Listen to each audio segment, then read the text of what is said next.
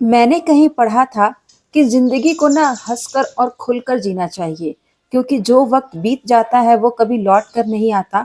रह जाती है तो हमारे पास सिर्फ यादें। Hello everyone, welcome back. I hope आप सब बिल्कुल अच्छे होंगे।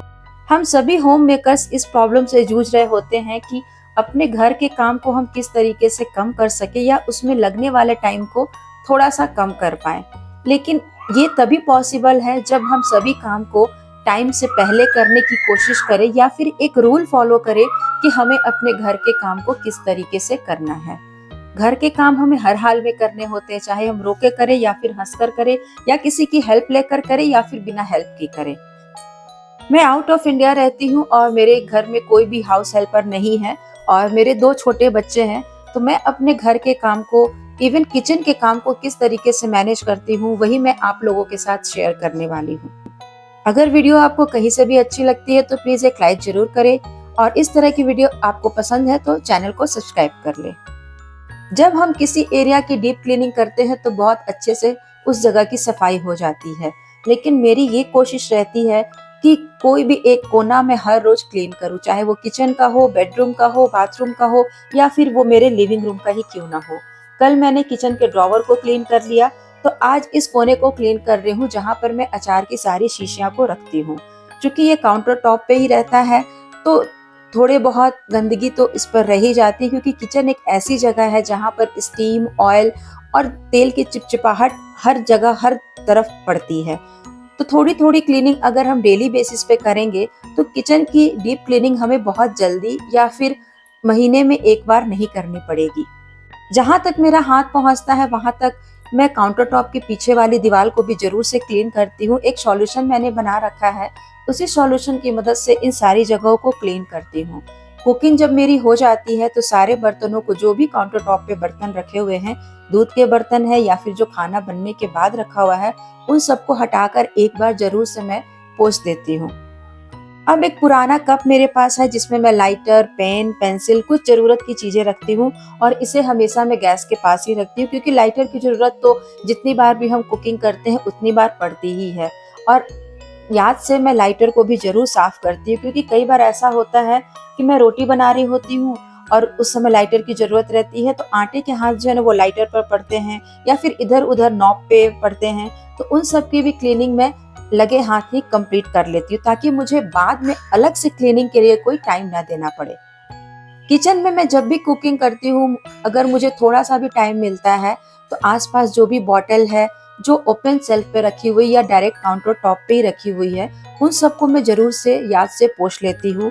वहां पर पानी का कंटेनर है या फिर कुछ ड्राई फ्रूट्स के कंटेनर है या फिर कुछ ऑयल के कंटेनर्स हैं, उन सबको मैं एक सूखे कपड़े से ही जरूर साफ कर देती हूँ।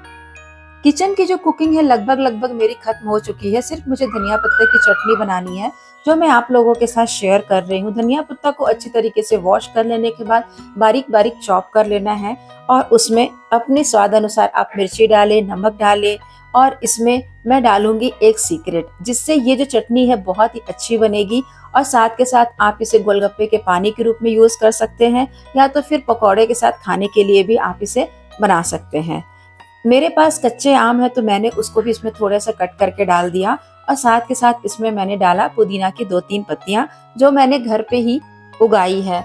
पुदीना को घर पे ही प्लांट करना बहुत ही आसान है। सिर्फ उसकी एक डंठल को आप मिट्टी में या फिर किसी गमले में अगर गाड़ दोगे तो 2 से 3 दिन में उसमें नई पत्तियां निकल जाएंगी और घर पे ही आपको पुदीना का जो प्लांट है वो मिल जाएगा। अगर आपको प्लांटिंग का शौक है तो आप घर में ही धनिया, पुदीना आराम से उगा सकते हैं, इवन गमले में उगा सकते हैं और बहुत अच्छी तरीके से ये गमले में भी ग्रो करता है।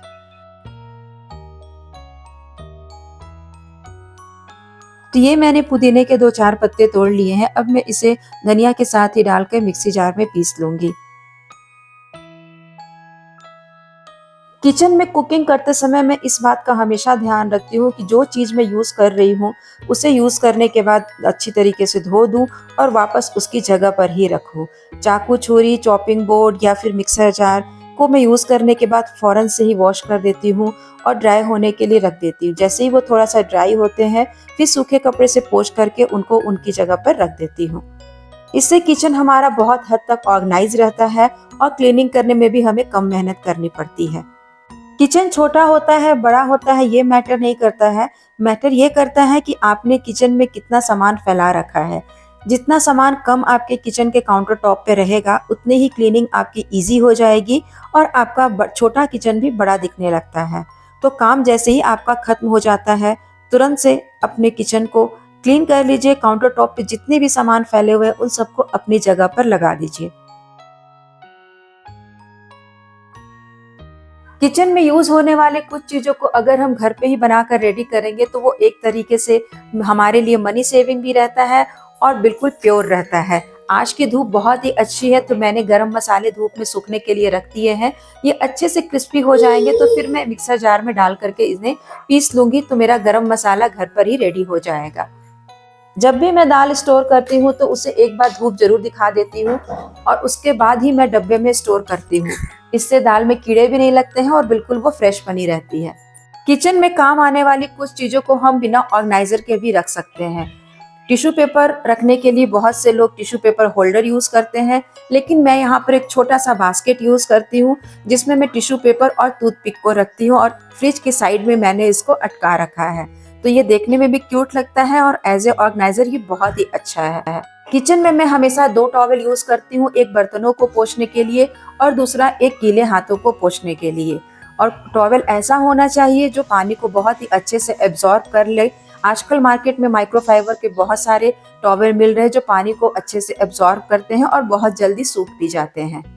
अगर आपके घर में डेकोरेटिव आइटम बिल्कुल भी नहीं है तो आप बच्चों के खिलौनों को ही अच्छे से अरेंज करके साफ सुथरे तरीके से रखेंगे तो आपका घर भी बहुत सुंदर दिखेगा और ऑर्गेनाइज दिखेगा। तो ये थे मेरी किचन के कुछ डेली हैबिट जिसे मैं फॉलो करती हूँ और जिससे मेरी किचन क्लीनिंग आसान हो जाती है।